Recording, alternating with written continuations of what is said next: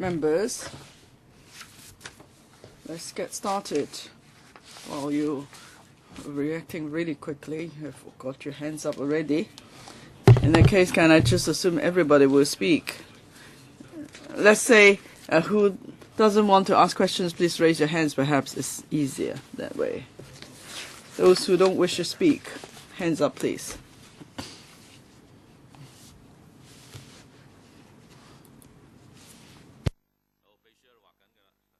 The clerk is now jotting down your names.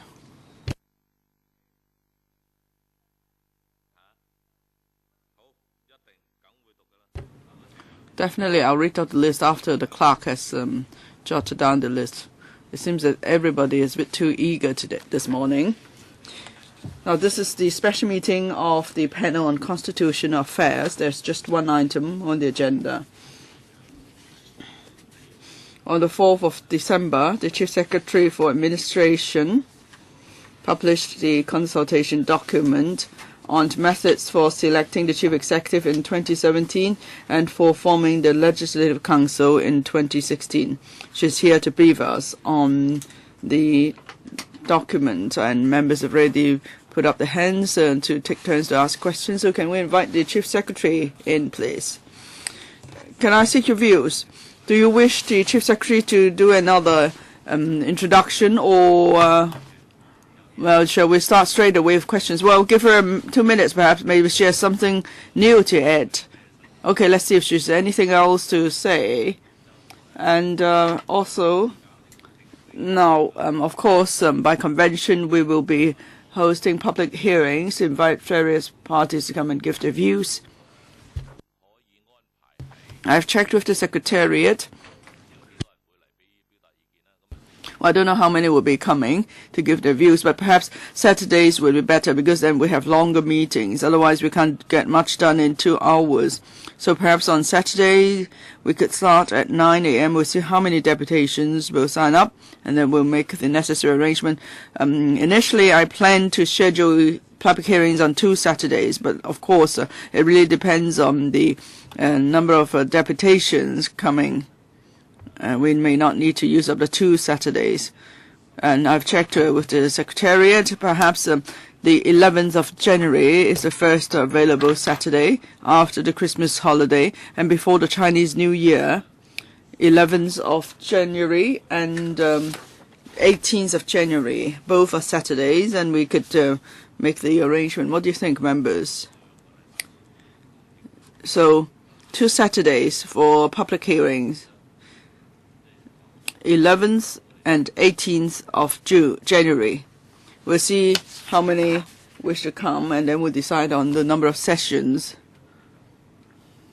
If there are no further questions, let's go on to the agenda proper. First of all, may I thank Mrs. Carrie Lam, Mr. Rimsky-Yuen, and Mr. Raymond Tam for coming to the special meeting of the panel on constitutional affairs. Just now, members already raised their hands to ask questions, but before we go to questions, Mrs. Lam, do you have anything new to tell us? Thank you, Mr. Chairman. Good morning, members. First of all, I would like to thank Mr. Tam Yu Chung, the Chairman, for scheduling a special meeting of the Constitutional Affairs panel at such short notice, so that the 3 members of the task force could be here to listen to your views. I'm keen also to look and I look forward to further interactions with the panel on the issue over time. Now, I've already given a detailed statement last Wednesday, so I don't propose to repeat the points made. But if I may just clarify one point.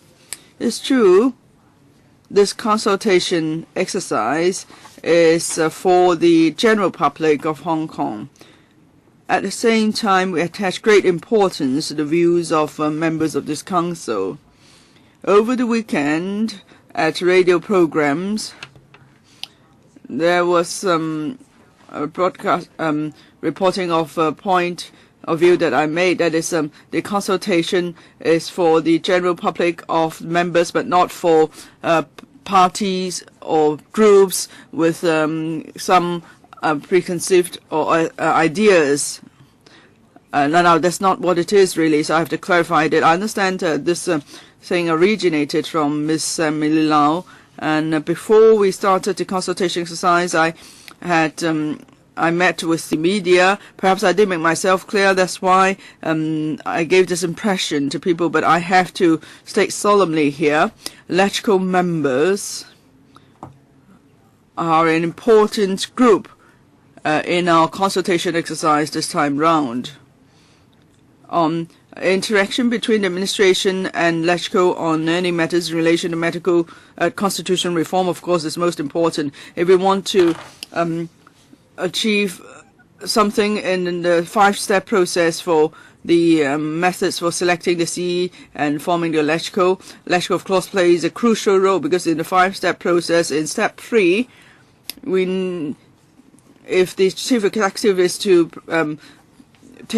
report any proposals to the MPCSC, he must first secure 2/3 majority support of the LegCo. That's why in the first 5 months, in this 5 months of the first round of consultation, we will certainly discuss with LegCo on the various issues, either at meetings scheduled by the chairman, at public hearings just mentioned, or on any other occasions where we are able to have exchange of ideas and so on. And I've already invited the chairman and the deputy chairman of the House Committee to coordinate 4 dinner receptions in January, so we could meet with members and have interaction with members at an informal occasion. So this is what I need to clarify by way of opening remarks, and then now I and my 2 colleagues are more than happy to listen to members' views. Thank you. So Mrs. Carrie Lam has briefly said what she would like to say. Now, if I could read out the list of members. Kwok Ka-ki, Ronnie Tong, Kenneth Chen, Sin Chung Kai, Emily Lau, Charles Mock, Priscilla Leung, Kenneth Leung, Ma Fong Kwok, Yip Kin Yun, Sid Ho, Leung Sing, En Chen, Frederick Fung. Have I left out anybody? No? Okay, then 5 minutes each, please. Dr. Kwok Ka-ki. Thank you, Mr. Chairman. Chief Secretary, you published an article today using the same topic, that let's talk and achieve universal suffrage. But before you published the article, Mr. Li Fei came to Hong Kong on your invitation, I understand. And when he came, he talked about 3 issues: the composition of the nominating committee, the nomination procedure, and particularly about nominations by a corporate nomination, and also the number of candidates. So to us, this consultation document is just for you to define the boundaries. It's like putting everything in a birdcage. Now, if you're really serious about listening to the views of the public, how come on these 3 most important and concrete issues you have set the boundaries? As we know, in the basic law, on the composition of the nominating committee, there is just one specific requirement, that it has to be in line with democratic process. It is never said that we cannot think further or beyond the 4 sectors of the nominating committee. But today, in the mainland press, some officials were reported to be saying that we mustn't go too far. Does it mean that we can't go beyond the 4 sectors? And also corporate nomination, organization nomination.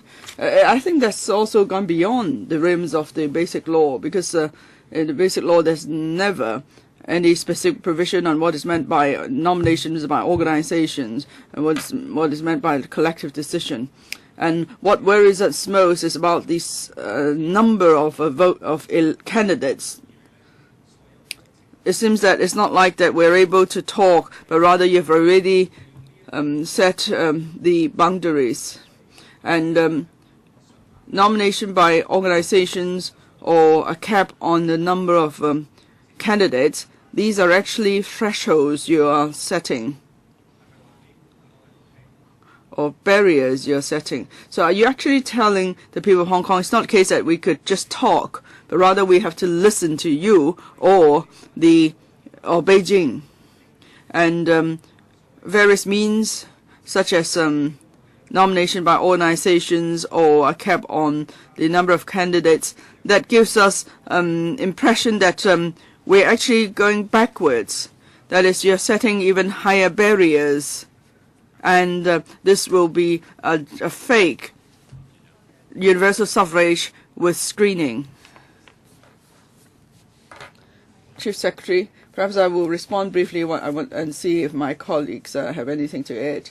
Now, whether it be before or after the launch of the consultation exercise, we have stated repeatedly that for us to achieve universal suffrage in selecting the CE in 2017, we must go by the requirements of basic law, primarily Article 45 of the Basic Law.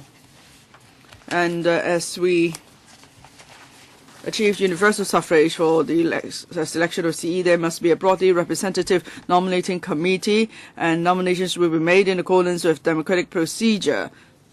And for us to achieve universal suffrage for selecting the CE in 2017, where does this originate from? Because in 2007, the NPC Standing Committee considered the views of the people of Hong Kong. The Chief Executive submitted a report, and on that basis, an important decision was made for a timetable to be set for achieving universal suffrage for the selection of CE in 2017. Now, that's a solemn document. All the details are included there. That is for us to have a broadly representative nominating committee which make reference to the election committee that's been in place for several rounds of elections for the chief executive. So there is that is legally binding. So that's why we must base our consideration on the NPCSC decision and the basic law. You may call it a framework or you may call it a track. Whatever you call it, this is the basis for us to proceed with the task successfully. We can't just think out of the blue and come up with a completely new design of the track. Now, I've read all the articles or interviews of the chief executive over the weekend. Of course, it's good if we could talk and discuss matters over. Now, the Loyalist camp and the pan-democratic camp, we know there are vast differences. We all know how wide the difference is. I think what is important is how we could build mutual trust among the Central People's Government, the Loyalist camp, and the pan-democratic camp. If there is no mutual trust, there's no way we could sit down together to discuss matters. If we criticize each other through the media, it's not going to help. So my very first question for the Chief Secretary is how can you take the first step? What's up your sleeve? So there will be mutual trust among the three parties, so at least we could get started. And in the consultation document, I noticed that the constitution reform for the forming of the LegCo is neglected, it seems. Last time when you came, I already asked you, how come on split voting in LegCo there is no mention of it at all in the consultation document? As we all know, the CE election has grabbed the attention of everyone in Hong Kong. As for the reform of LegCo, that's given secondary importance now, when it's supposed to be equally important. So in submitting a report to the CPG, would you consider dealing with the two issues separately? Or perhaps when you come to LegCo to vote on the constitution reform package, again you will deal with the two issues separately. I think that would be fairer to the people of Hong Kong. Yes. Thank you, Mr. Tong, for your question. I'll defer the second part of the question to Mr. Tam on issues relating to the method for forming electrical and how this issue will be addressed when we submit the report later. And as for the first part of the question, I responded during the weekend that on the consultation exercise, and especially on the method for selecting the chief executive in 2017, the consultation can only be fruitful with mutual trust. And to attain the goal of CE election by universal suffrage in 2017, I believe this is the common aspiration of the central authorities, members of the LegCo, as well as the general public. That's why we all have the common ground to have it done. So we must all show sincerity, and if we agree that there should be a legal basis for CE election by universal suffrage based on the basic law and the requirements in the interpretations and decisions of the NPCSC, I believe that we should communicate, and I myself, on behalf of the administration, will be willing to spare no effort in building up trust and building this basis. In Chapter 4 of the consultation document, issues to be dealt with in relation to the method for forming LegCo will be subject to public consultation. Whether it's Annex 2 of the basic law or local legislation, these points touch upon them, and Mr. Tong asked whether the two will be dealt with separately when it is introduced into LegCo. Now, as the established practice, two separate bills will be tabled to LegCo for scrutiny. But perhaps I didn't make myself clear. What I say is that the report, when it's submitted, these two issues should be dealt with separately so that we have room for discussion of the two matters. Otherwise, the constitutional reform of LegCo will be given the lesser weight. Well, depending on the views received during the consultation period and depending on our work progress, we'll see. And we are minded to prepare the report on both issues at the moment. I am quite disappointed in CS's answer, because if the prerequisite is that we must have mutual trust and that we must forge a consensus, I think there is little chance. If we want a dialogue and a communication, there should not be any preconditions. All issues should be up for discussion, including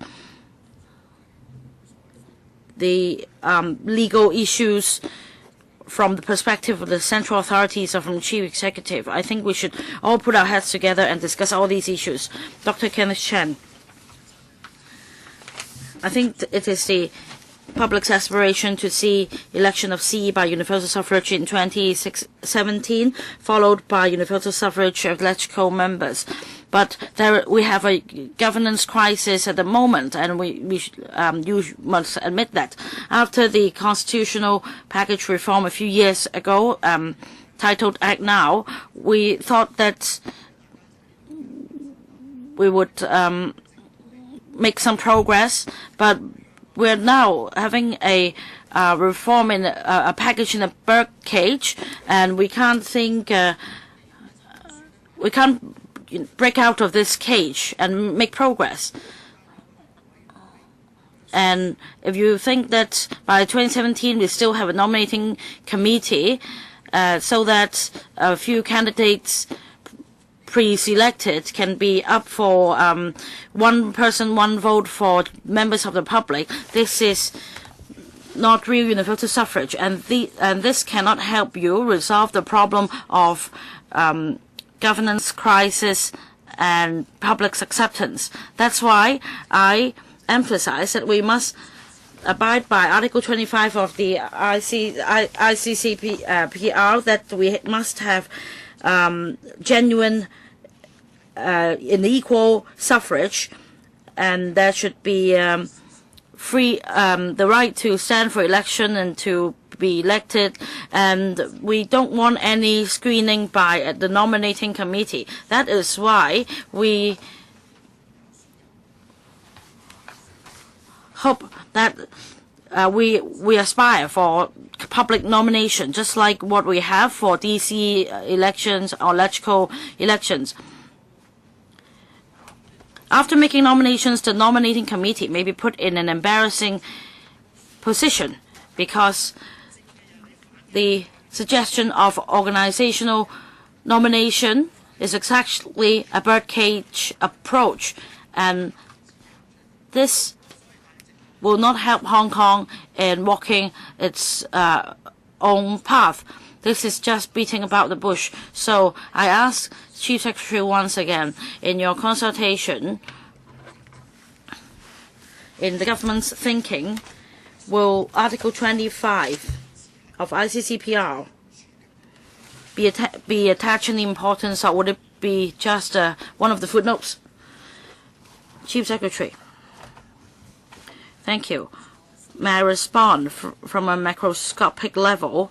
As I said in the statement, in the constitutional design of a particular state, we must consider the historic background, the unique constitutional status, and etc.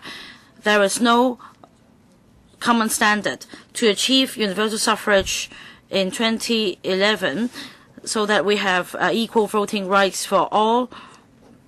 In 2017, this is what we can achieve. However, for different states on the criteria for the selection of candidates and nominations, etc., different states have different arrangements depending on the historical background and the characteristics of the place. And we do have some proposed arrangements. In 2007, the NPCSC made a determination, and in the introductory remark, Mr. Qiao Xiaoyang made it clear that the nominating committee is an important element, and its composition, as far as the composition is concerned, reference should be drawn to Annex 1. And this principle should not be departed. Otherwise, we won't be following the timetable given by the NPCSC in 2007. This is a trap. Mr. Qiao Xiaoyang made some remarks, and what's not mentioned in the remarks might be regarded by the administration as a departure. We mustn't ignore how we can introduce public nomination under Article 45. Otherwise, it's just rhetoric. Next, Mr. Sin Chung Kai. Thank you, Chairman.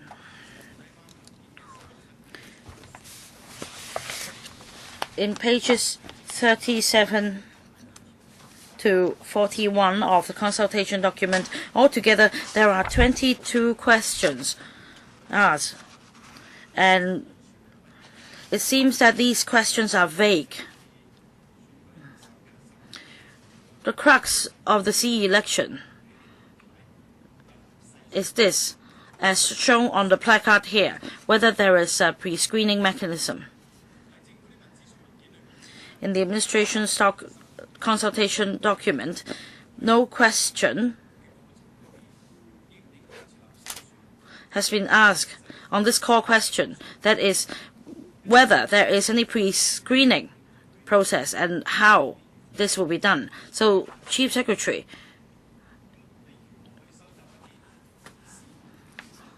how are you going to consult the general public on this issue, on whether there should be any pre-screening? Yes. When we kick-started the consultation exercise, I myself, as well as Mr. Yun, both expressed that we would not want to reduce the consultation exercise to slogan chanting. We need to consider what it is meant by pre-screening. But what is clear is that for this C election in 2017, there should be a nominating committee which is broadly representative in accordance with the basic law and which makes nominations in accordance with democratic procedures. That's in Article 45 of the basic law. As to how this can be implemented, as mentioned by Mr. Sin, we have raised a number of questions in pages 38 to 41 for consultation. We must look into these issues.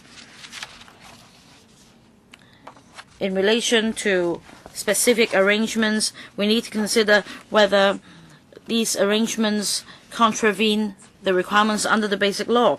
And that is why this consultation period will last for 5 months, which is quite long, so that we can consult the general public as well as electoral members in greater detail, rather than reducing it to a slogan chanting approach. Mr. Yun, may I say something about pre-screening or screening? Screening, this word never appears in the basic law, and around the world, even from the perspective of the ICCPR, the electoral systems in different places all have certain conditions. As long as the voting rights, the election rights, and the right to vote and be elected will not be affected. The most important thing is that on the basis of the basic law, we should design an electoral system which does not contain any unreasonable conditions, so that we can attain the goal of universal suffrage. The principle is how we can implement the nominating procedure and whether there is screening involved. Now, for example, in 5.05 Roman letter 3, how many C candidates should the NC nominate? Very rarely would we see a cap on the number of candidates in any electoral system. This doesn't appear in the basic law either. But after Mr. Qiao Xiaoyang made some remarks, it has become an important element, namely organizational nomination. This is, in fact, a screening mechanism. In the past 2 or 3 C elections, there was never anything called organizational nomination. But now, under nominating committee, there is this element of organizational nomination. So is it really a screening mechanism? Who would take this question, Mr. Yun? First of all, we need to ask this question in para 5.05, because in 2007, the NPCSC's decision mentioned certain number, and this document is binding, and that's why we must consider what is meant by certain number of candidates.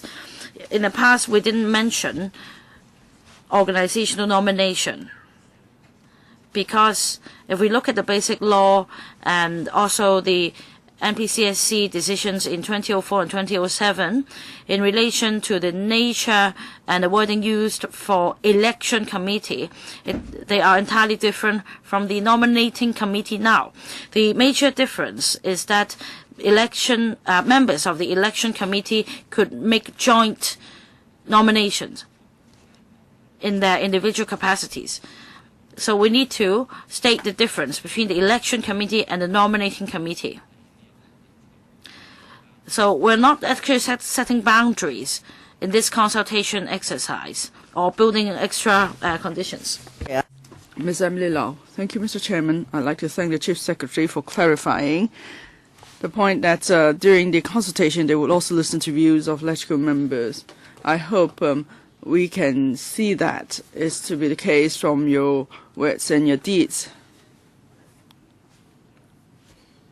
Now, just now it said that there are certain reasonable conditions that have to be met for a standing election. But I think that's spelled out clearly in Article 44 of the Basic Law. No one has ever opposed it. It's been said for there for so many years that is you have the permanent resident of the Hong Kong as they are.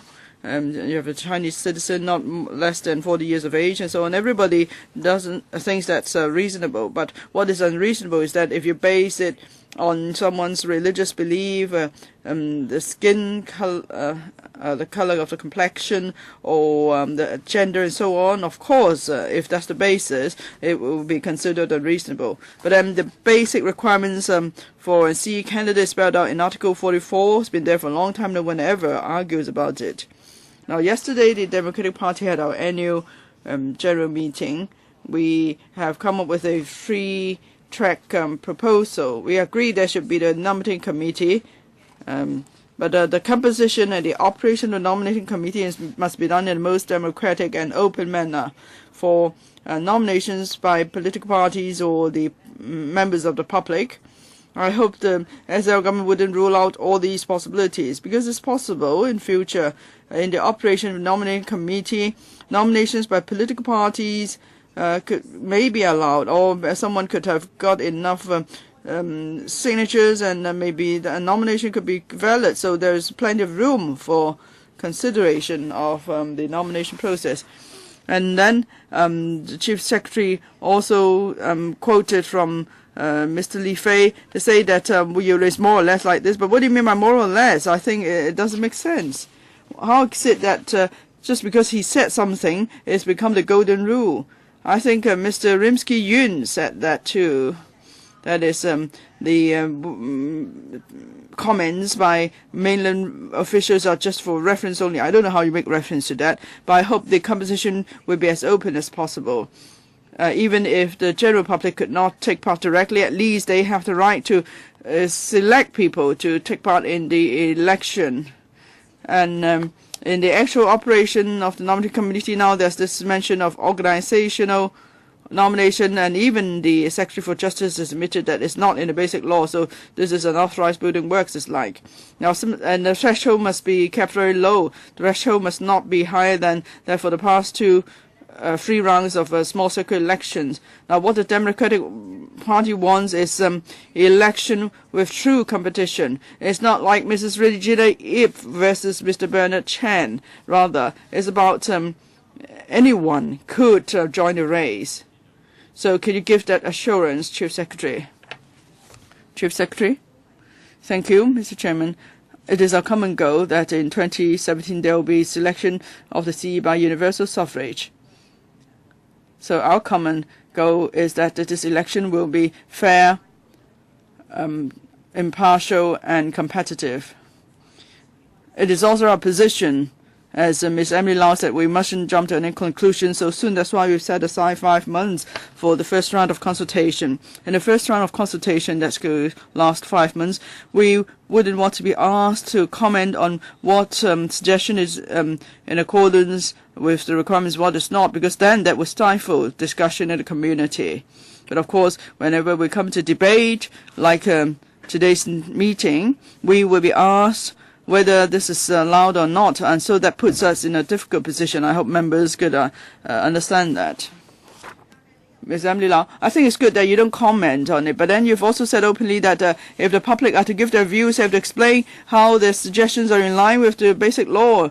You know, people is put off by that. Not everybody knows the basic law like the back of his hand.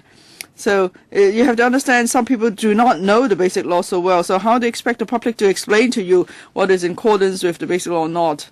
I don't think you should keep mentioning Mrs. Regina if she's not here. Well, if she's not here, it's not my fault, Chief Secretary. Well, I fully understand that. We're not asking every person who comes up with a suggestion to write a thesis on the legal aspects of it. Now we have a 5-month consultation period. In the early stage, we have to do promotion and introduction. So when the public give their views, then they will know exactly how that relate to the legal framework in place. Mr. Charles Mock. It's true in this consultation exercise, you're overlooking the formation of the LegCo in 2016. 4.09, you refer to the decision. That's actually the short form for the MPC Standing Committee's decision made in 2007.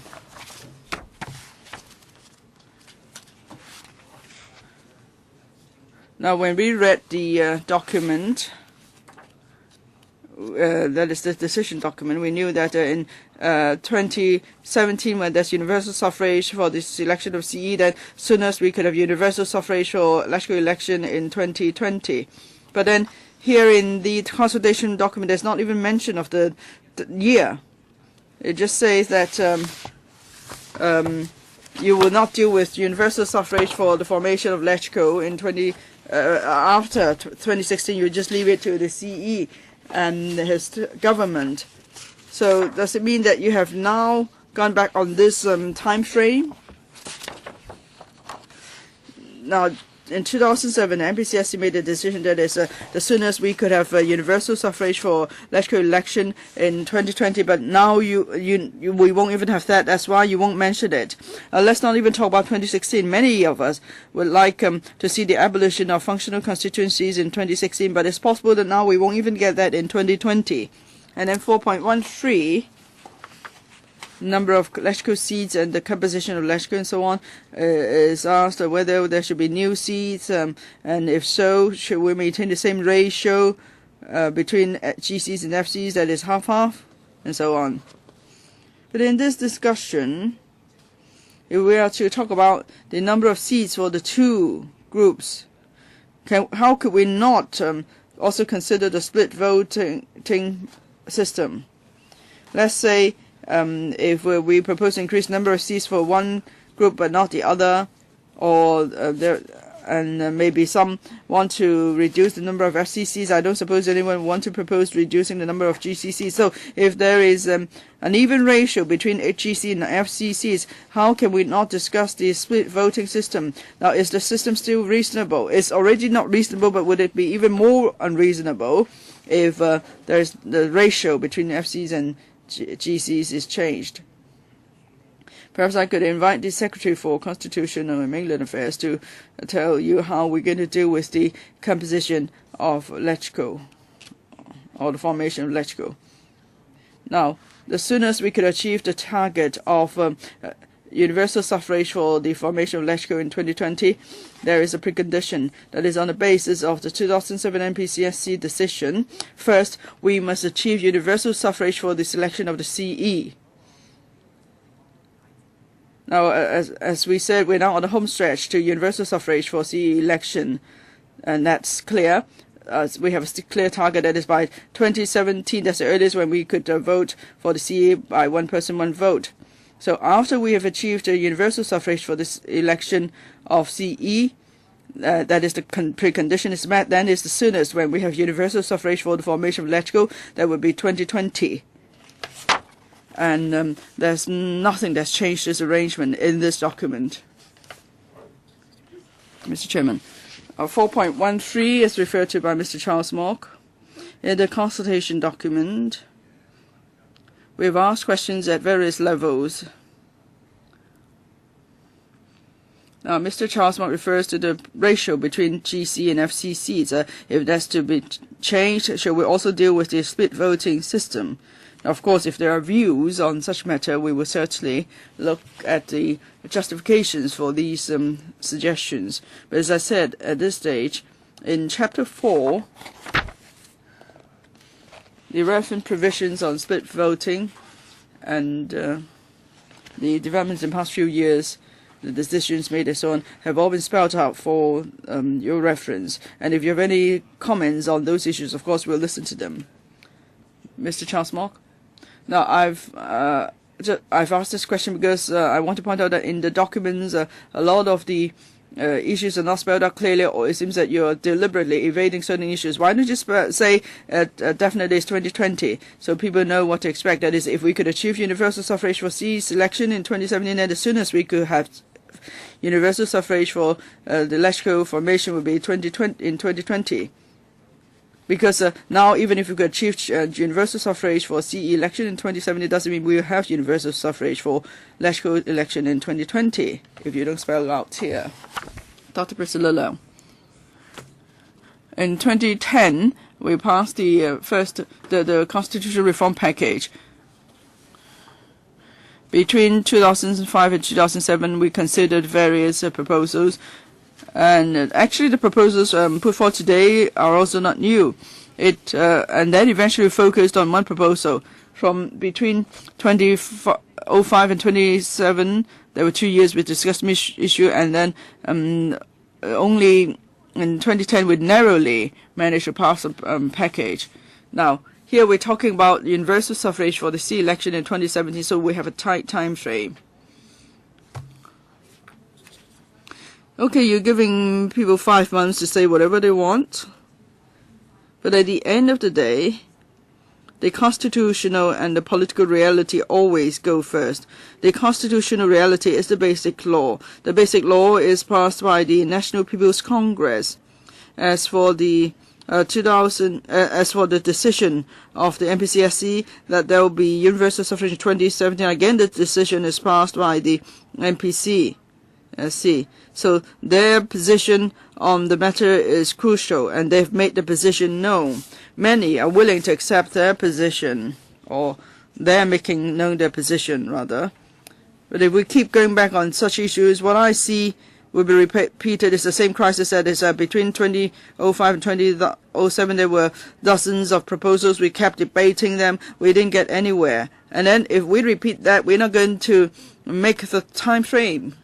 I don't think we should look at matters in a negative manner. I think it's the good thing if we could make the first step under the basic law. I think we should make that clear. Many are saying that if we don't get it in 2017, that means we won't get anything in future.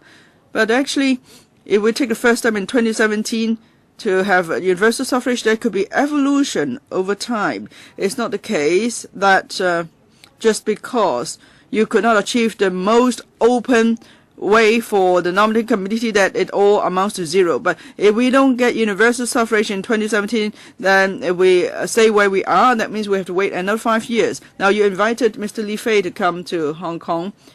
Now, I was on the same stage with Mr. Li Fei, asked him about public nomination. He said it's not in line with the basic law. But then this point is not made clear, and people are still debating issues, so we are digressing again. So at the end of the day, I don't think we can reach any consensus. It would be a waste of time. So I don't think we should be too optimistic about the time frame.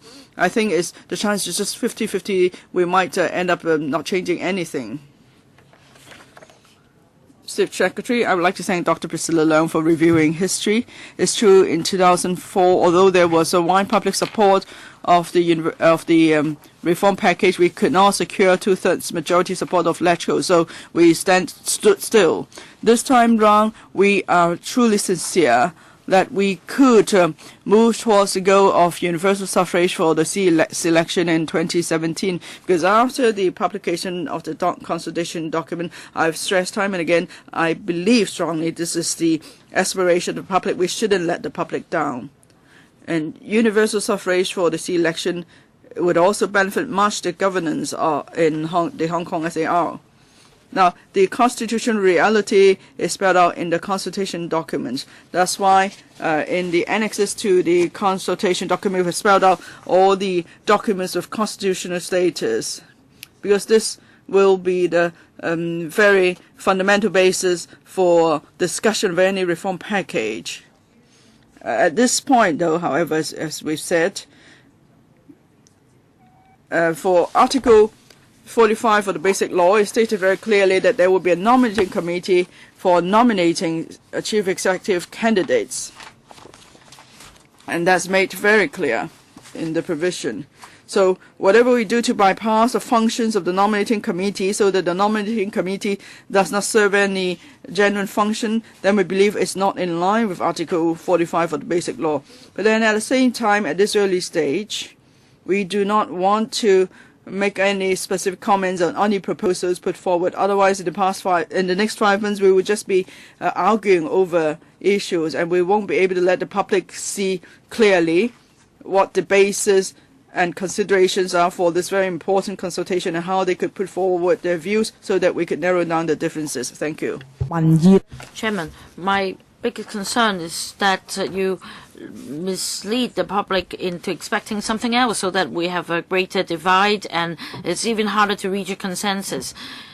All right, Mr. Kenneth Leung, after the consultation document has been publicized, there is criticisms that this is a birdcage consultation. Now, I have two questions for Chief Secretary. In footnotes 1 and 30, etc., there were quotes from remarks of government officials like Mr. Ji Pengfei or Mr. Qiao Xiaoyang. These were neither any requirements under the basic law nor anything in the NPCSC's decisions. So why should these remarks be put in footnotes? That's my first question. Second question. Last Wednesday, Mrs. Carrie Lam, when you introduced in the Council this consultation document, you mentioned more than once that the LegCo election in 2020 by universal suffrage must come after selection of CE by universal suffrage in 2017. But my understanding of the NPCSC's decision is not such. So does it mean that if the CE election by universal suffrage in 2017 is struck down, then we can all sit on our hands and do nothing? I can defer to to my colleague to say something more about the legal framework. Now, on this consultation document, constitutional issues are more complex, and therefore the CMAB colleagues spent quite some effort in making this document more accessible to readers, and we therefore quote from remarks of various individuals to make it easier for readers to understand. We quote not only from legal experts, we also include remarks like there are suggestions or there are recently some views, etc. But I want to emphasize that throughout the course there are provisions that we need to have a clear understanding, and therefore before commencement of the consultation exercise we have commissioned or we have invited Mr. Li Fei and Mr. Zhang Rongsheng to come to Hong Kong to give us an understanding of the articles in the basic law and what issues we should look into. Mr. Li Fei on this occasion made it very clear that after this public consultation exercise, we should explore with the public certain issues, for example, democratic procedures and certain number of candidates. I think this will be conducive to the consultation exercise. Just to follow up on CS's answer, well, did you take an arbitrary approach in quoting remarks from mainland officials? Why some experts but not others? Mr. Yun. A brief response to Mr. Leung's first question. As mentioned on other occasions, this information is for reference by the general public. Of course, we need to consider the quality of information, and for the information included in this consultation document, they are from individuals who have been engaged in the drafting of the basic law and who have knowledge in the basic law.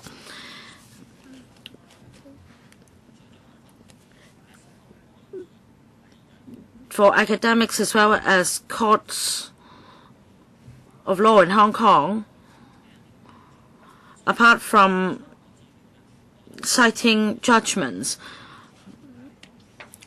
Remarks made outside the judgment can also be quoted. So let's not be overly anxious. These remarks can also serve as reference outside the framework of the Basic Law.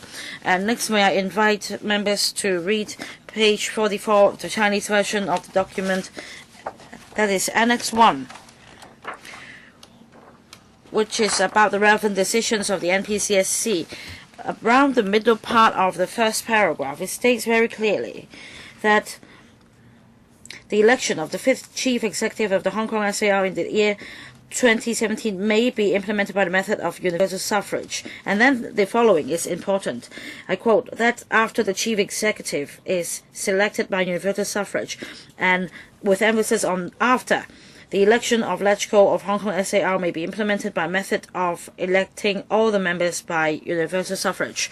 I believe these two sentences clearly express the idea. There can be no other interpretation. In other words, election of LegCo members by universal suffrage. The precondition for that is that the 5th Chief Executive of the Hong Kong SAR must be elected by universal suffrage first, before you have universal suffrage for LegCo elections. I'm sorry, your time is up. Next, Mr. Ma Fung Kwok. Thank you, Chairman. Several questions. First one, how will the government enhance publicity on the Basic Law in this exercise? I believe some proposals floated in the community have departed from the principles. So it is important that the administration enhances publicity so that the public understands that all proposals must come within the legal framework. And there are also some untrue remarks, the distorted remarks and irrational ones, and how can the administration prevent these remarks from spreading so as not to hamper the work of the consultation exercise, so that this can be properly done. Lastly, on organizational nomination, 3.20 of the consultation document cites the Mr. Qiao Xiaoyang's speech made earlier this year, and Mr. Li Fei expressed similar remarks earlier. So on nominational or organizational nomination, does Mr. Qiao Xiaoyang's understanding accurately reflects the view of the central authorities? And if this is called into question by some members, then how can the administration clarify the situation? I will take the first part of the question, and I'll defer to either Mr. Tam or Mr. Yun to supplement on the point of organizational nomination. Mr. Ma is right.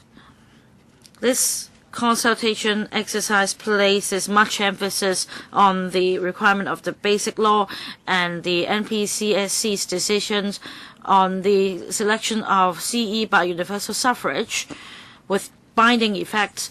It is also one of the key tasks in this consultation exercise that we enhance publicity.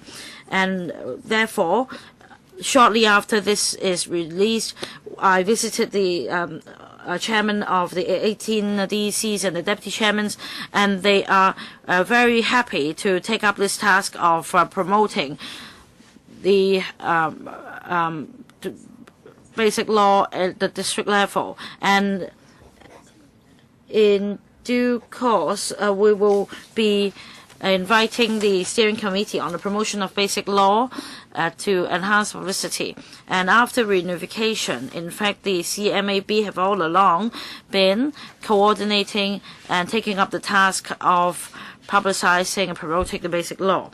We have, however, this specific issue in relation to Article 45 and 68 of the Basic Law, and I think it is a good opportunity for the general public to have a better and deeper understanding of these two articles in the Basic Law. And we adopt an inclusive mindset We don't want to screen out proposals floated in the community at this early stage. However, if there are irrational remarks or distortion of our remarks, as mentioned by Mr. Ma, then we must come out and clarify that at the very first instance. Mr. Yun, on Mr. Ma's question, as mentioned just now, for information included in the document or the footnote, it serves as reference.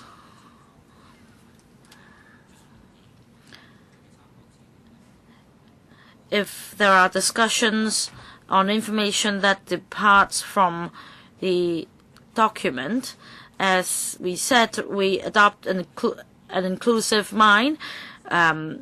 However, if their views depart from what's stated in the document, we'd like to hear their explanation so that we can explain to them how our views differ, or how our justifications differ from them, or how the central authorities' clarification differs from theirs.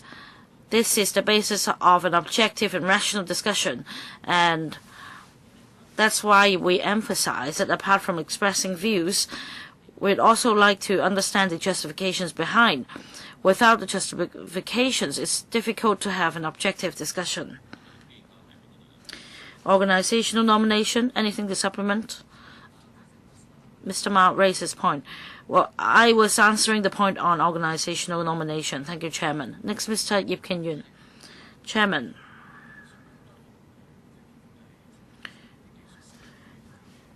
In this document, I see lengthy paragraphs on technical and operational requirements. What about the principle, the aim, and the meaning of universal suffrage? It's very clear.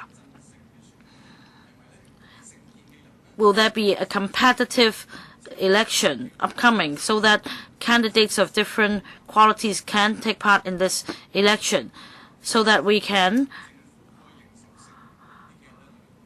resolve the issues facing us, that is, governance crisis and poor public acceptance. And for candidates with different political views and coming from different backgrounds, there should not be any screening so that we have true universal suffrage.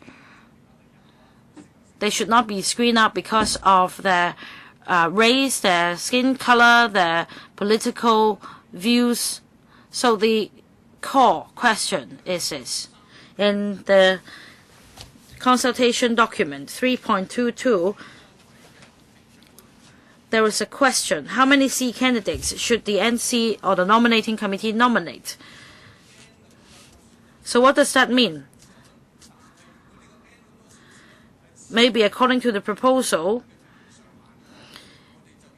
there are many candidates nominated. However, according to this document, there will be a cap on the number of candidates so that some of the candidates will be screened out.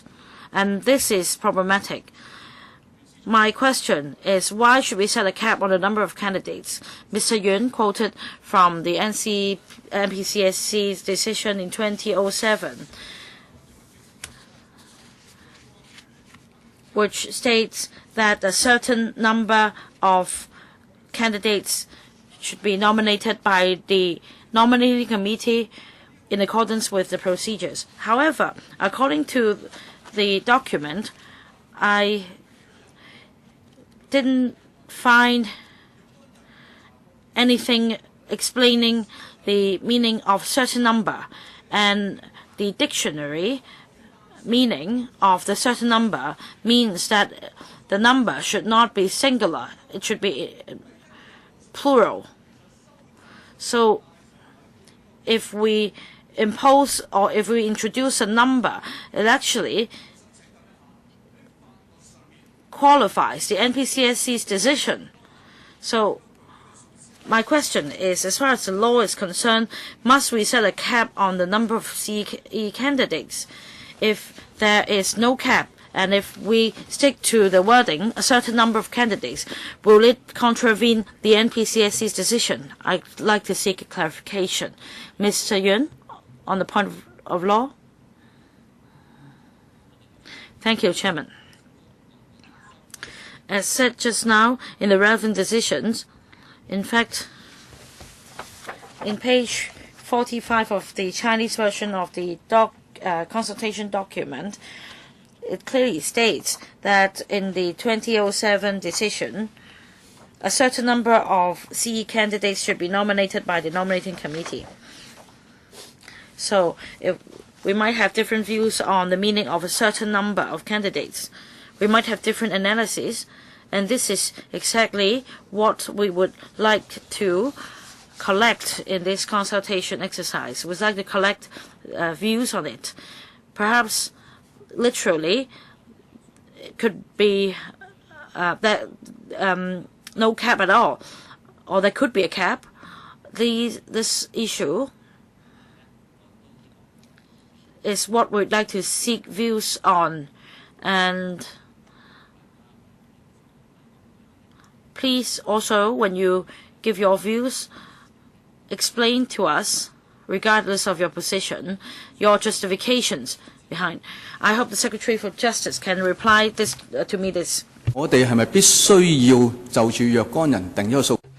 Now, do we have to set a number for a certain number of candidates? If we do not do that, would it be in breach of the NPCSC decision?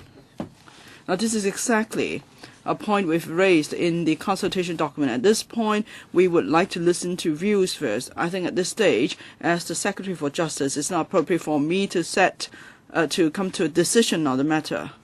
Otherwise, it will stifle discussion. Does it mean that it won't breach it? Legally, I cannot rule out the fact that different people may have different views. Now, take the laws of Hong Kong. It's the same provision, but different lawyers or different judges may have different interpretation. So that's why during the course of consultation, I don't want to limit discussion in any way. As we've stated time and again, this is an open discussion, an open consultation. Mr. Ho? Of course, we'll have different interpretations of the same wordings, but in this consultation, some new terms have come about, and they are put forward by officials, either central authorities officials or SARG officials, like organizational nomination. It's more or less the case. It goes without saying, whatever. Now, if you put forward such wordings, then you have to explain to the public what these wordings mean. You don't leave it to the public to guess what they mean.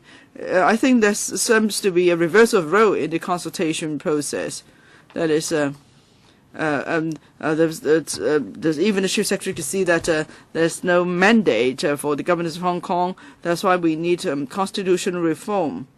But then here we're not about legal issues. We're not talking about legal issues, rather whether the system has the support of all. That is, in future, the public feel that the government is accountable to the people. But now, the officials are not going to explain things to the public. They let the officials guess, and they want the public to convince you. So you've turned things wrong. I think there's a complete confusion in roles. So my first question, Chief Secretary, how are you going to persuade the public that in this consultation document you have set so many legal boundaries? How can you convince the public that they will have genuine choices?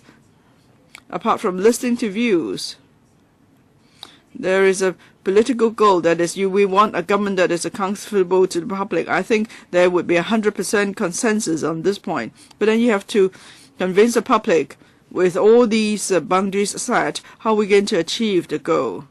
And then there are new terms put forward: organizational nomination. What does it mean? Collective nomination. What does it mean? Like in 3.20, you said that it's not doesn't mean individual EC members may jointly nominate candidates. If that's the case, is it in line with the wish of the public? And you hold all the cards. You have all the powers. 5 months. For 5 months, you want to keep the public guessing what you really mean, what your bottom line really is, then I agree with Dr. Priscilla Leung. It's a waste of time. So can you do it a different way? Be responsible. Try to convince the public that all the information you've laid out, you can't do this, you can't do that, you can't do that. Still, we could ensure the public get genuine choices. Chief Secretary, well, I have to stress again, there is a strong legal basis for this current task. Now, 2007, 6 years ago, time flies.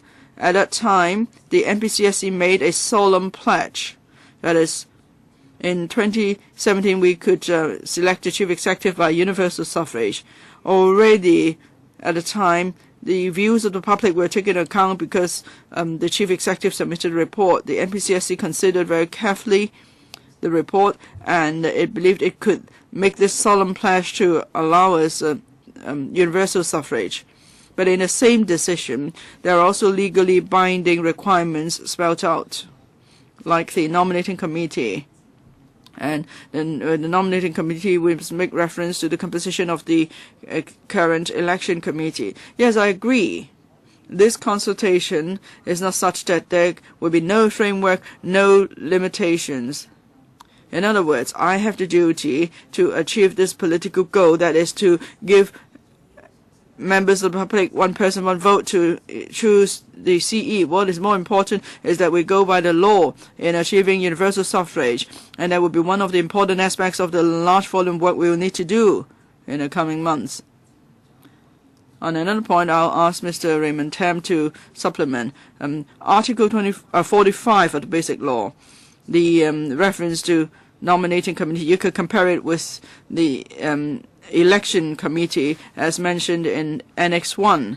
The election committee is in place for the last 3 rounds of CE election. Now, if we want to achieve universal suffrage for the selection of CE, that's the ultimate goal, then there would be this organization called nominating committee. It's not something we've added this time. It's not also what Mr. Chao Xiaoyang and Mr. Li Fei has come up as a new design. It's spelled out in Article 45 of the Basic Law.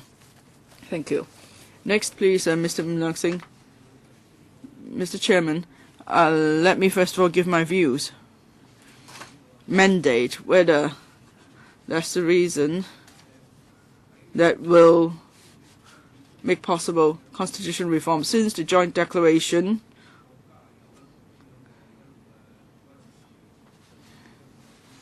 the state has this has in mind this gradual and orderly approach to achieve universal suffrage for the selection of a CE, because in the past century or two, we did not have any election for the CE. The governor was appointed to Hong Kong.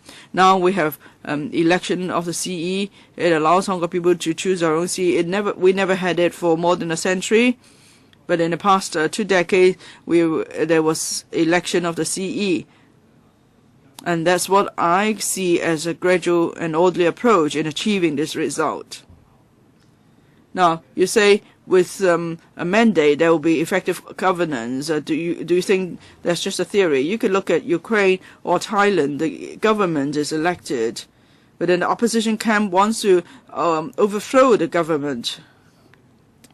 Now, in Hong Kong, we are a business city. I don't think we want to see something like that happening in Hong Kong. If that's the case, there's significance in reality for gradual and orderly approach. That is, what is the political reality, and to what extent could we have election? It's not like that. There's no turning back, because then we won't know how to convince investors. So let's say by then, let's say we have an elected government. Let's say we have election once every 5 years, but maybe after the government is elected in power, the opposition camp comes out again to try to do something. So just now I heard when there's mandate, there'll be effective governance. But would that really be the case? Would it really be effective governance? I would like to ponder that together with the people of Hong Kong. effective? Does it mean that every day we'll have elections, every day we'll have arguments and bickerings? And can I also ask officials this? Well, during the consultation period or this lobbying period, does it mean that officials can't say anything to say this is more or less so, or just because someone says something you have blown it out of proportion to say that they're trying to set boundaries? But are they not allowed to speak? Do they not have the freedom to speak or express their views to try to persuade the public? Do they not have the freedom to do so? I've always suggested this, even for officials in the financial sector, they could give their views on constitution reform to those in the financial sector. We can't just leave it to the three of you to do the work. It won't be enough because constitution reform affects everyone in Hong Kong. There are far-reaching implications. So are you going to encourage all officials as a team to answer questions of the public? And should they not have the freedom to do so? And perhaps the explanation could be more consistent. And there are any international standards to go by. That is, there are certain standards to say this is genuine election without screening. What is meant by genuine election? Can you answer the question so the public know, okay, this is genuine election. We spell it out very clearly. And people can see that. If there is no such thing as genuine election, then are we deceiving the public? What is exactly genuine election? I wonder who could draw a picture to depict what is meant by genuine election or genuine universal suffrage, and what is about not having screening. Is it the case that in other places when they elect the president on the basis of political parties and it's not screening? Now, of course, we want to achieve universal suffrage by a gradual and orderly approach. That's what we want, right? So how to explain things to the public? Chief Secretary, well, Mr. Leung Sing made some comments. I won't comment on his views, but it's true in the community there are various views because constitutional reform is a complex and controversial issue. Mr. Leung Sing referred to how we take forward our work. Let me respond to that. Yes, we just rely on the 3 members in the task force. Doesn't matter how hard we work, we may still not be able to spark a wide range, extensive debate in the community. That's why the Chief Executive has directed that the entire team of principal officials or political appointed officials and the relevant civil servants will help us in the task. Let's say in future, when we have exchanges with professional groups, we will go together with the politically appointed officials for that sector.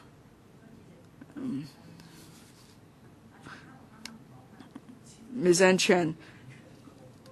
Now, if Dr. Kenneth Chen did say so, I wouldn't know. Mr. Xiaoyang is his brother because that's what he called him, Xiaoyang, that the brother. Now, I think what the public are really concerned about is whether there will be one person, one vote to elect the chief executive.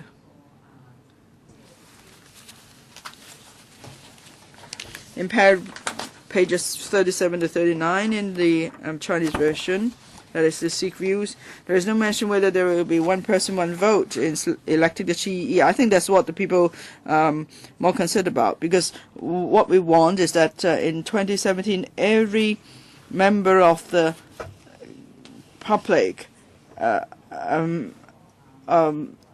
the right to elect the chief executive. Now, individual political parties may have their own positions. They don't want that to deny the public the right to vote for the CE. On the composition of the nominating committee, I see that there is some confusion in the community. Nominating committee is the nominating committee, is supposed to be clear, but now you have put in quotes organizational nomination. Last year, I attended a talk by the NPC. What they meant by organizational nomination is that is nomination by a particular organization as a whole. It's not like organization, no nomination. Now the public tends to think that because someone has more companies, he has more of a nominating right. Even scholars are saying that on TV and in radios. I think you have to make that clear. Nominating committee nomination and nominations for the election committee when we compare the two. Now, when you talk about nominations by the nominating committee, that means the entire nominating committee agrees. Maybe they have to publish some sort of notice to say this nominating committee has endorsed the following nominations. Is that what that means? You're talking about a nominating committee as a whole and the members of the election committee in the past. Well, you see that the chief executive candidates having to secure over 100 or 200 nominations. So I think you have to make that all very clear. And then you see that many of the proposals put forward actually wouldn't work. They're not right. So I think you would make that very clear. And some political parties have expressed concern about screening. Although in the consultation document, I don't see how people could be screened out, but many are worried that they may be screened out. Now, I want to stand in the election, but I'm afraid I might be screened out too. So can you please tell us in the document in which countries where there is no screening at all? Just now, Ms. Emily Lau also said that how come they want to say a certain number of candidates. Article 44 of the Basic Law doesn't provide for a certain number of candidates. So can we have as many candidates as there are?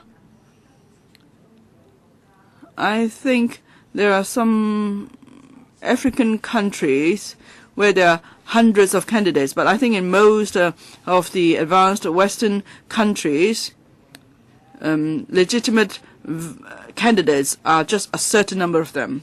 So give us some examples so people won't be too worried. I'm sure many members here want to take part in the election. Mr. Tam, just to supplement some information, first of all, Dr. N. Chan talks about one person, one vote. In 2.17 of the consultation document, it's very clearly that it's a common aspiration for the CE to be elected by universal suffrage in 2017. And we have been discussing this for quite some time. And this is the consensus from various sectors of the community. So may I reassure everyone. So, all right, time's up. Next, Mr. Frederick Fung. Rotten apple. That's what it is. However you package it, it's still rotten. The whole problem is screening. The administration is trying to repackage this screening process by way of the historical background and the unique characteristic of Hong Kong. And there are three main points, in fact. That's the composition, nominating procedure of the nominating committee, and to be more specific, the number of candidates. And that's why I say that this is rotten. All the talk about gradual and orderly progress and consulting the public on legal provisions, etc. All these are just a form of packaging. First, using historical background as the pretext, quotes are cited from the remarks of Mr. Ji Pengfei, Qiao Xiaoyang, etc. And it seems that the halos around their head so that we feel that their remarks are important. You talk about discussion with the community. What about Mr. Qiao Xiaoyang and Mr. Li Fei's remarks on their interpretation of the documents? Do they represent their own views or the state's views? if there are no decisions coming from the state, these are just their personal views. Don't try to sell Hong Kong people a rotten apple disguised as a real apple. With reference to, that's the next point. The document mentions how many times the word with reference to has been used in the mainland constitution, but you've left out one word, that is may, with reference to, may, so on and so forth. For example, just now you talked about the LegCo election by universal suffrage, which may be implemented after the CE election by universal suffrage. That is, from my discussion with some mainland law experts, the word may means that it may be implemented in this manner or it may not. So this should also be included in your consultation. Chief Secretary, the political aim, as you said, is to implement one person, one vote. In fact, may I add this for you? You want to implement one person, election by one person, one vote with screening. In fact, mainland officials are more honest. They explain very clearly that the chief executive must love China and love Hong Kong, and in fact, it must not deviate from their idea.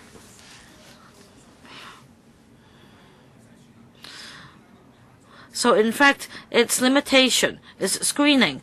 It's imposing conditions on the people of Hong Kong. So please, we don't want rotten apples. Please admit that. Chief Secretary, Mrs. Lam. Thank you, Chairman.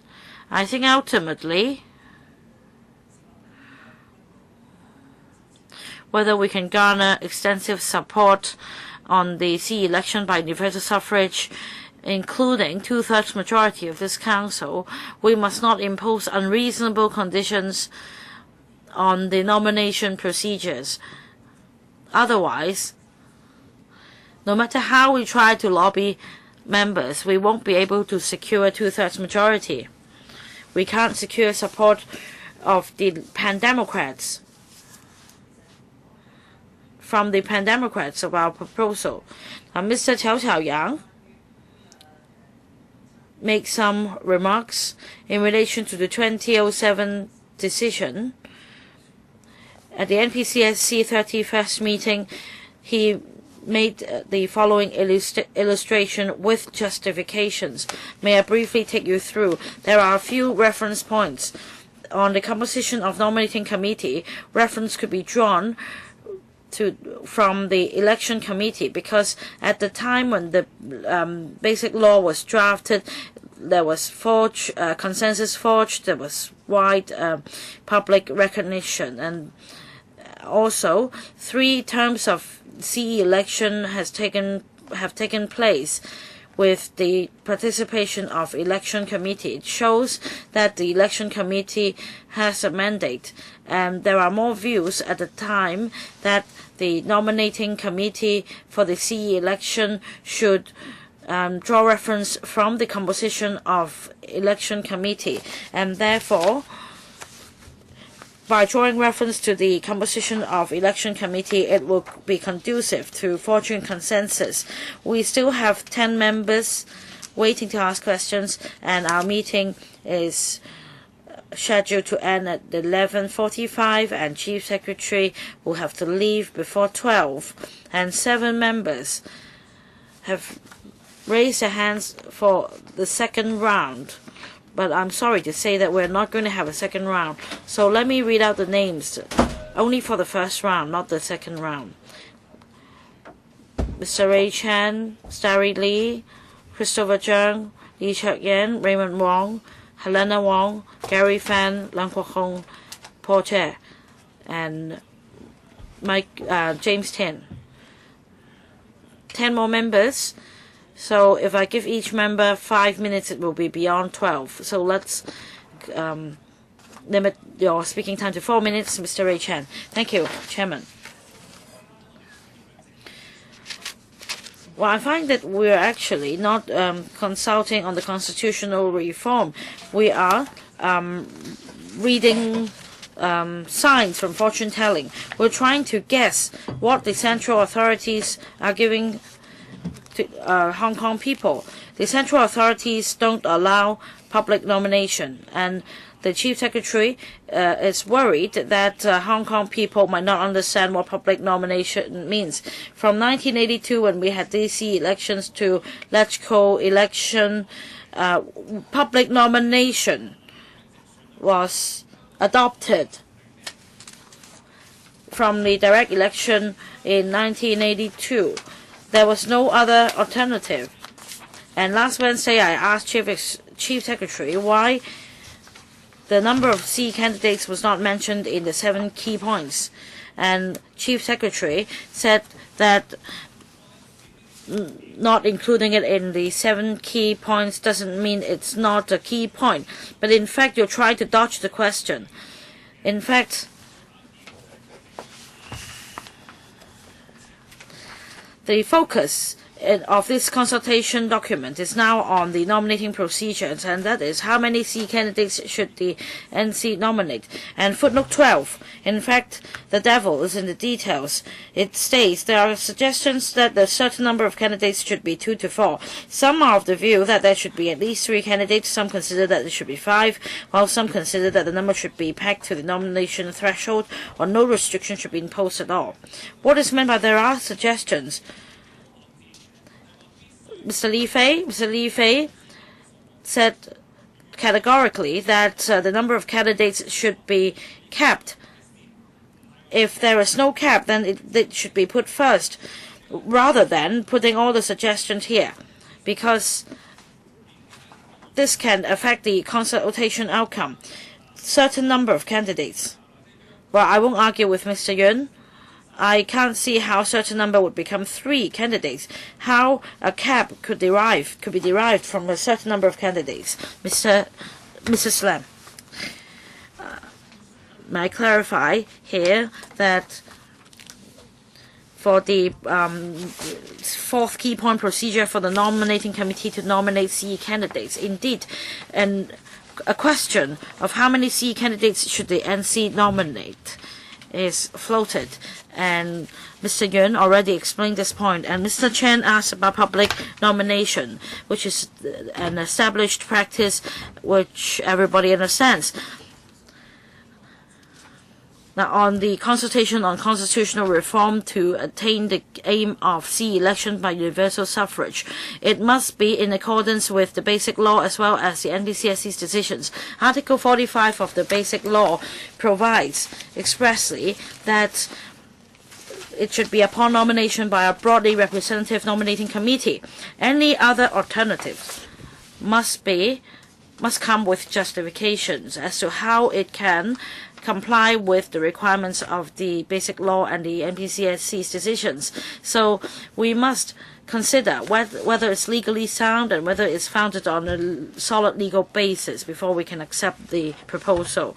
Ms. Starely, I agree with Chief Secretary that we have turned to the straight stretch, the home stretch.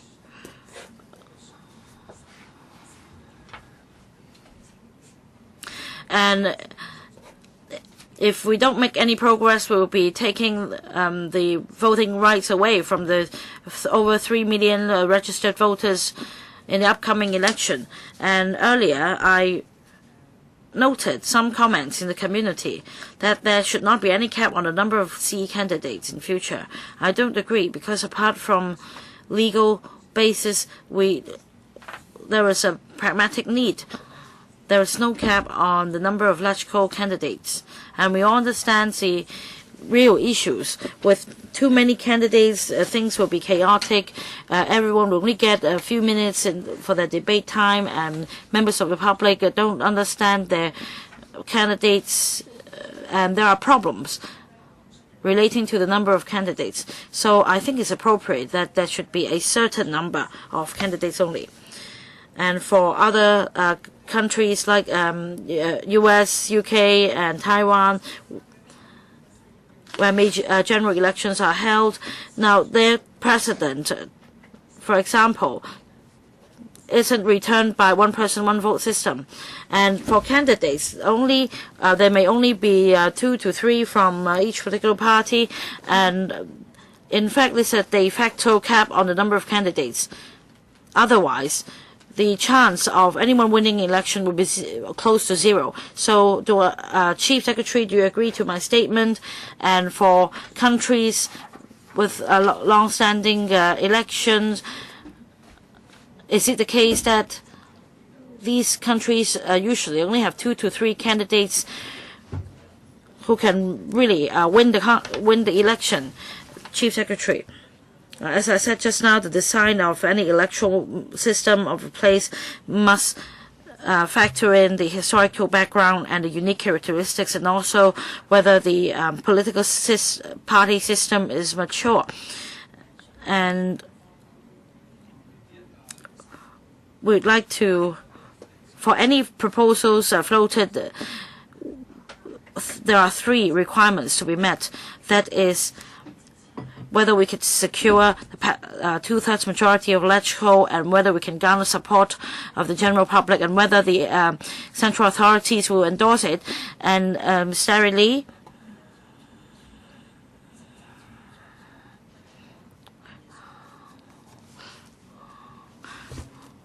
I agree with her, as she has taken part in a number of elections, on whether it's pragmatic, whether any proposal is feasible at all. Mr. Christopher Chung, as said by the Chief Secretary, we have reached the home stretch of the road, and anything that is not found on a legal basis, the administration should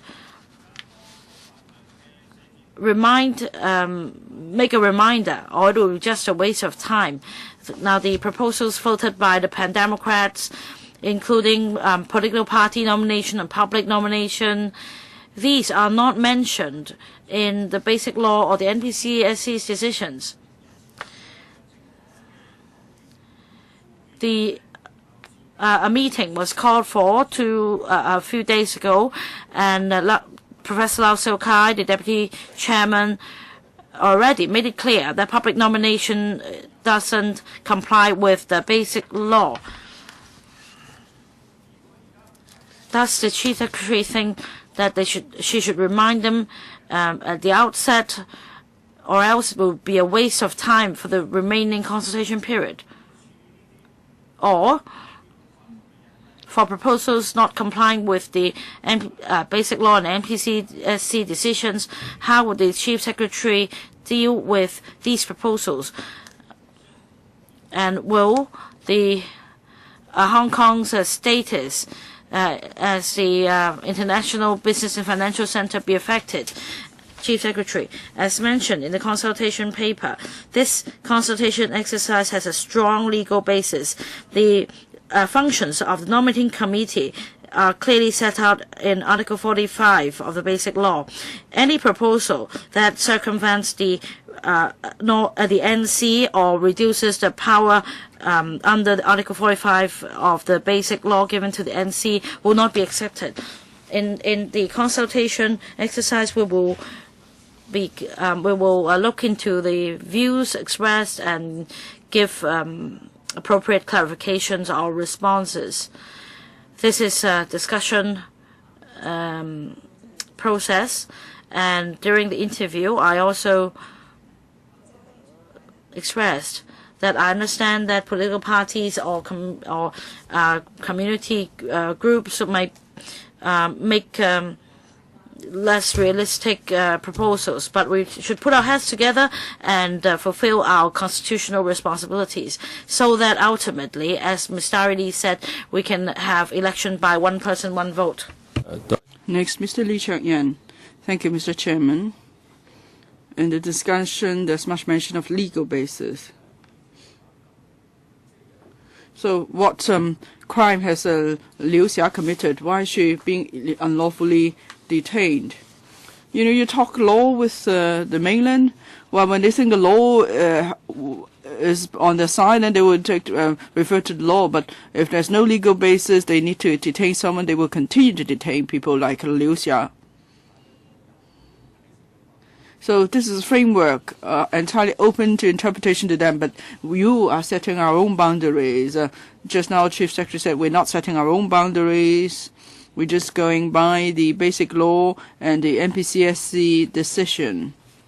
In 2004 and 2007, when NPCSC made this decision, I don't know what your position was at the time, Mr. Rimsky-Yuen, but the decisions of the NPCSC in 2004 and 2007 were unauthorized building works, if I could put it that way. The UBWs were already there, and now you're saying there is no UBWs because they're already there. So those are UBWs, they are already unreasonable boundaries that will limit the reform consultation this time round. Now you say you want to talk and achieve universal suffrage. What we see is that there won't be any talk and we'll achieve screening. So you're trying to achieve screening. That's what it is. The Labour Party is going to publish this. You say you're on the home stretch, but this is actually an obstacle course. There are all these traps and they will eat us up. That's Mario. So this whole consultation is just to take the public for a ride. Now you said on the question of a certain number of candidates, that you're really taking the people for a ride. Now what is a certain number of candidates? That's an NPCSC decision. In other words, it's unauthorized building works. So by a certain number of candidates, that means simply screening. Now, the Chief Secretary said maybe we don't want too many candidates in an election. Well, there won't be too many candidates in an election. We need to, we all know that if you have a certain political belief or conviction, there can't be too many candidates coming out to stand in election. And political parties will exercise their own self-restraint in a way to limit the number of candidates if that's a truly democratic election. So is it the case that the NPCSC has built all the unauthorized building works and now you are setting the boundaries and you're limiting the scope of the discussion? Actually, there's not much to talk about. So the Labour Party believes it's pointless to talk to you about the nominating committee because you have already a bottom line. You have already laid down the framework. You have said it will be organizational nomination and there will have to be a certain number of candidates. So it's all about screening, really. So how can we go forward from here? Chief Secretary, I don't think you are sincere in addressing the governance problem in Hong Kong. Chief Secretary, we have every sincerity to explore with the public and talk to the public on how we could achieve universal suffrage for the 2017 CE election. In the few minutes of speech of Mr. Lee Cheuk-yan, he's made a fundamental mistake about the role of the NPCSC. Can I defer to Mr. Rimsky-Yuen, please? Mr. Yuen? Now we are now embarking on a constitution reform exercise. It's on the basis of the basic law. We are not starting a discussion about a basic law from fresh. Now let's not waste our time. He wants to start talking from the basic law. I'm just asking whether the NPCSC decision amounts to unauthorized building works. Well, no time for both of you, so time is up. But he has nothing to say. Your time is also up, Mr. Lee Cheuk-yan. Your, plaque is a bit big. I can't see the members behind you. If you don't mind, please, can you move it elsewhere? Mr. Raymond Wong. Thank you, Mr. Chairman. This consultation is bound to be false one. The three of you, there's a chance for you to go to hell, I tell you. The democratic process of Hong Kong will be lost in your hands. If you are now heading for hell, the three of you, please, no personal attack. Mr. Raymond Wong. Now, in Chinese literature, say you are a flunky, and you work for a flunky. Qiao Xiaoyang and Li Fei are flunkies of the Communist Party, and now you're the flunkies of Qiao Xiaoyang and Li Fei. Mr. Raymond Wong, can I remind you to please keep to the content of the consultation document, refrain from personal attacks. 2 AOs and 1 lawyer. What do you know about politics? You're just the tools of the Communist Party. 2 AOs and a lawyer. What do you know about politics, honestly? Public nomination is not allowed. What is organization nomination? The 45 people that's in Article 44. You dare say something like that?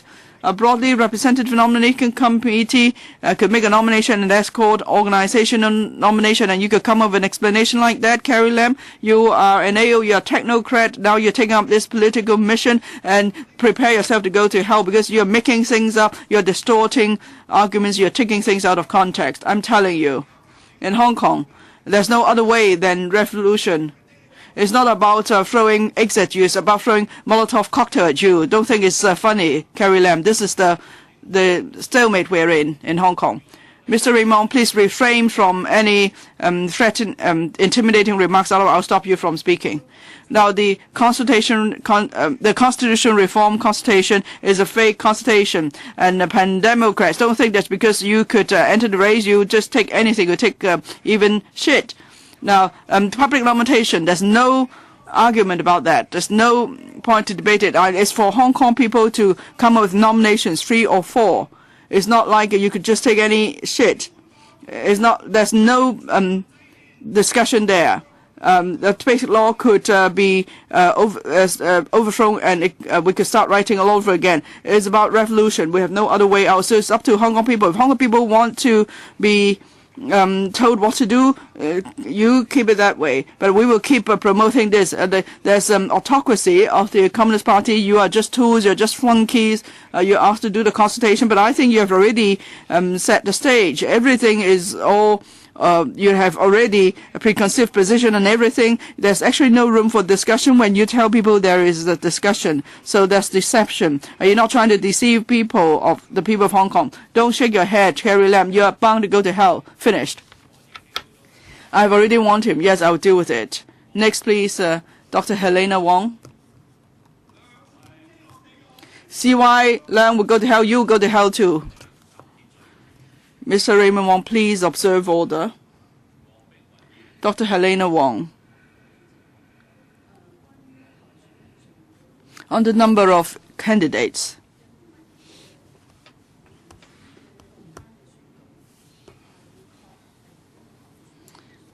Is there any rule in any democratic country to set the number of candidates? Can you answer that question? I understand it's only in most of the so-called autocratic countries where there is a number set for the number of candidates for state leaders. Now, our great motherland is one. The number of candidates for the chairman, for the president of the country is set. The number is set is 1 actually. I think we have 1 country, 2 systems in Hong Kong. So in the number of candidates for the chief executive election, we shouldn't set a number. Consultation. Well, the cover of the consultation document is cheerful. It seems that there's room to talk. But actually, if you flip through the document, you find there's no room to talk. And the 3 of you keep telling the people that we want to listen to the views of the people. But then, in para 1.21, you said there is not yet a position on the part of the government. That's why you like to listen to the views of the public. But in the past few months, you've kept repeating this point. Now, if the public are to come with views, you should give us your justifications. You have to convince the public why we should listen to your views. Well, if that's the case, it's a huge problem. Here, you're seeking public views. You want to see what the inclination is, how they want to nominate the CE, how they want to elect the CE, how they will form the electrical. So you're asking for their preference. Or are you going to ask for each of them to come up with an argument or justification? So if they just tell you their preference and they don't give the justification, does it mean that you won't consider their preferences? If that's the case, that's an elitist consultation. That is, people must come up with a justification to convince you. But that's not how consultation has always been done. Some people may come up with justifications, others may not. But we want to seek public views. Let's say if I go to vote, I may want to choose A or B. You don't have to ask why you vote for A or not B, or vice versa. or if someone tries to court you, and you might, and the person says he really likes you, but do you have to ask him why you like me? Why don't you like me? Or the person may say, no, I don't know why, I just like you. So you have to do that, face up to that. Now you're telling people to convince you why they have this preference, but people may not be able to express ourselves. They may say that I just don't like you, or I like you, that's all. It's so complicated. People can't really express themselves properly. So is that not public view? Do you not count that as public view? I think you have to make it very clear. Now, are you trying to seek public views, or are you just going to collect justifications? If a public view is not backed by a justification, then it's not public view. That's elitist mindset. As a member of LegCo, I'm against you doing that. And in your consultation document 1.19,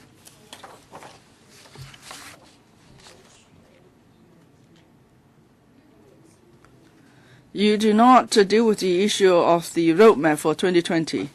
For the last round of consultation in 2007, there was mention of the roadmap, but in para 1.19, you say that the current term government will only handle the electoral methods for 2016 and 2017, but not 2020. What is the justification? Your justification could not convince us. Do we not have to consider convergence? If we don't know what's going to happen in 2016, how can we know what will happen in 2020? Well, you spent all your time, so whether you like it or not, there won't be any time for a response. Mr. Gary Fan. Thank you, Mr. Chairman. If we look at the constitutional reform as an historical issue, then we will understand what Carrie Lam said about this reform being on the home stretch to universal suffrage. Hong Kong people have been striving for universal suffrage since 1988. A few days ago, President Mandela, who passed away a few years ago, he was in jail for more than 20 years. He was determined, that's why South Africa will let onto the path of democracy. And next year, many people have shown their determination to go to jail to fight for democracy in Hong Kong.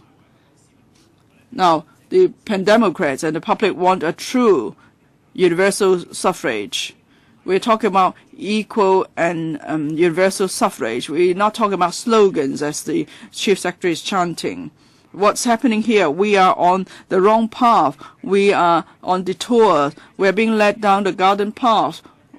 In the past decade or two, the government kept saying things about being rational, pragmatic, gradual, and all the approach, balanced participation. So this is all nonsense. And then there are Beijing officials who try to interpret the basic law to cite the NPCSC decisions to lead us around the garden path. And the system, organizational nomination and so on, this is the wrong path. This is distortion.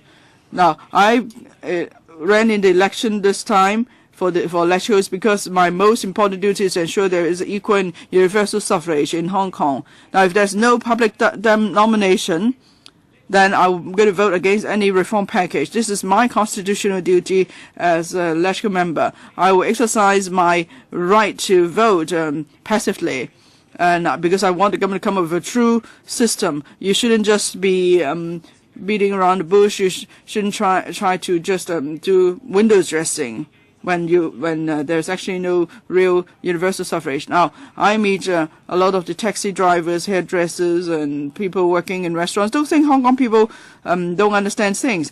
Public nomination, they know what it is all about. They just asked me, Mr. Fan, do you think this time is for real that the government wants to have a true universal suffrage?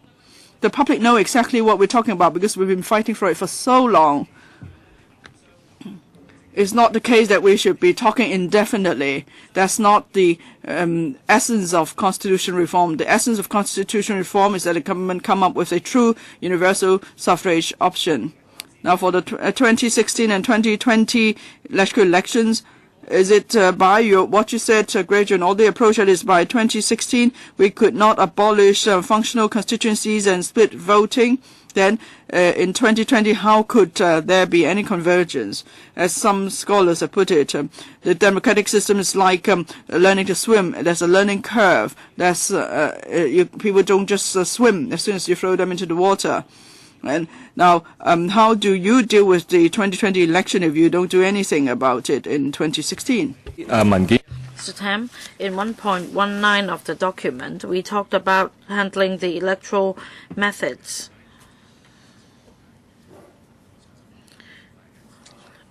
We focus on the electoral methods of the upcoming elections within the term. That's the usual practice. We must initiate the 5-step process if we are to amend the electoral methods. So as said by the Chief Secretary just now, in order to attain the goal of universal suffrage, we need to implement the CE election by universal suffrage in 2017 first, and this will be the focus. As for the electrical election by universal suffrage in 2020, this will be handled by the next term of administration. Mr. Leung Kwok-hong, just now Mr. Raymond Wong said that the 3 officials will go to hell, and I think they should go to the deepest level of hell. Well, you may not be devils, but you are the Antichrist.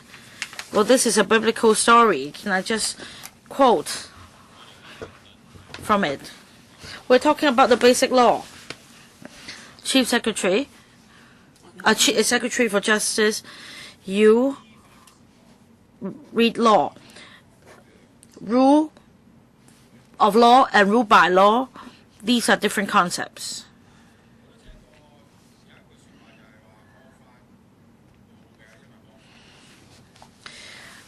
I've heard some saying that even an evil bill is good because an evil bill can be is still a bill. Whereas now, for NPCSC's interpretation, all you have to do is ask an official to speak. So this is not rule of law. This is why do we need a constitution? What's the meaning of the law that you've read? And secondly, you talk about rationality. What is rationality about? If we adopt your definition of rationality, Galileo wouldn't have to admit the mistake, and the entire human race wouldn't have progressed. Rationality means that there must be reasons, and don't insult our intelligence. As the Chinese saying goes, we don't need rationality. All you need is to gauge the situation properly. So do more reading, and I urge secondary school teachers to note this point. Back then, emperors could punish anyone to kneel on the stone, and you talk about rationality and pragmatism, kowtow. You succeed if you can gauge the situation properly and stop using words like rationality. So in your further discussions, don't use the word rational or rationality. You should use be smart. This is an insult on a civilization. Do more reading. Is it really what it means? Rationality. It's not like doing the biddings of the superior. If you mention the word rationality, you should go to hell. Next, Mr. Paul Chair. Thank you, Chairman.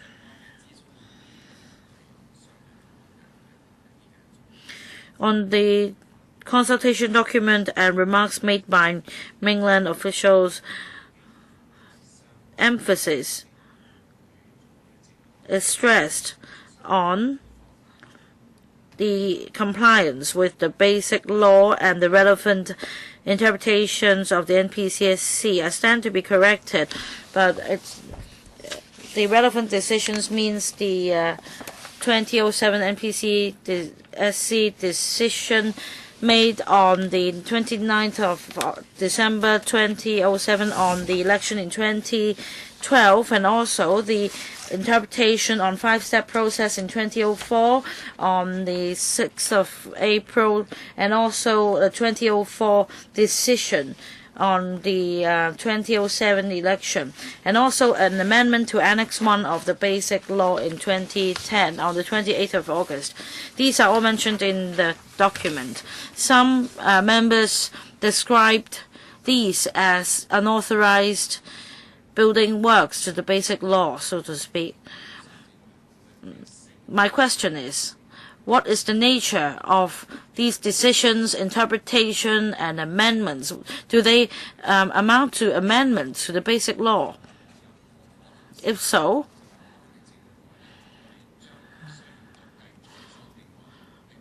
will we see further amendments to the Basic Law on constitutional reforms in the future?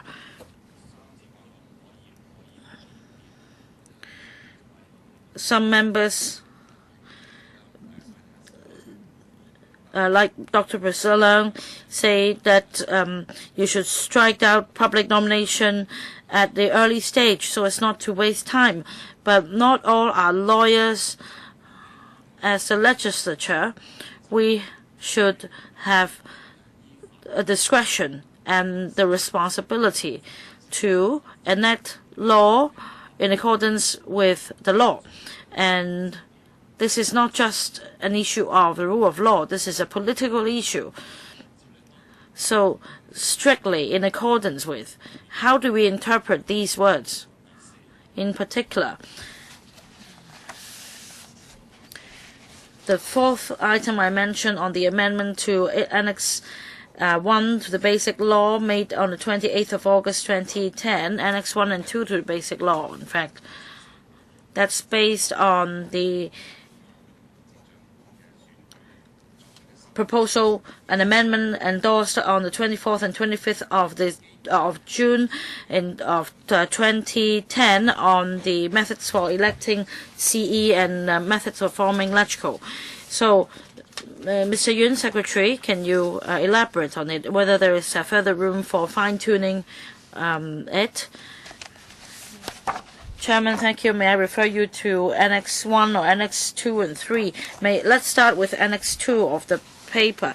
That's in relation to the NPCSC's interpretation on the 4th of April 2004. And the NPCSC has the power to interpret the Basic Law. And the interpretation was made on the 6th of April 2004 on the five-step process. This is binding, and this is not, unlike some members say, the unauthorized building works to the Basic Law, because if it has a legal binding effect, it should not be regarded as an unauthorized building works on the Basic Law, a constitutional document. As for the 2007 decision, the decision was made based on the legally binding interpretation made on the five-step process in 2004. And this is not an amendment to the Basic Law. And our discussion doesn't involve amending the Basic Law either. In relation to Article 45 of the Basic Law and the NPCSC's decisions and interpretation, we based on these documents in designing our system. Mr. Michael Tin, just now, Chief Secretary and our two secretaries were insulted by our member, and you stayed calm. So I really admire your calmness. And last Wednesday, I asked whether whether any communication would be made with the chief executive, and chief secretary answered yes. And then I pursued the question and whether the communication would involve would comply with one country, two systems. And the chief secretary didn't answer. This question was actually for pan-democrats. The liaison office plays a very important role in this regard, and we must not deceive ourselves.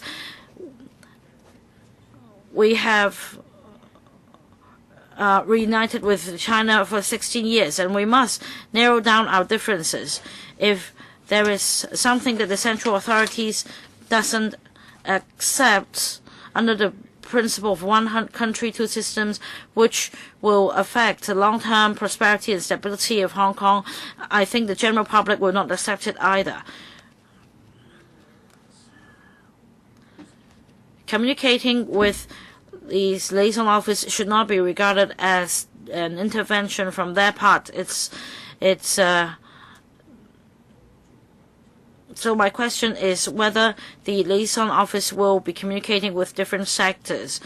I understand that this question was directed at the president of Electric as well as the chief secretary. And I gathered that the answer was it depends on whether there is sincerity, and we don't know that yet. If you show sincerity and if the pan-democrats just turned you down, then that's another matter. But if they sit around the table and before anyone speaks, they already start throwing abuse at the mainland officials, just like what the member did just now, then I really have reservations on whether the mainland officials will say anything at all. Perhaps behind the camera, maybe they are willing to put their heads together.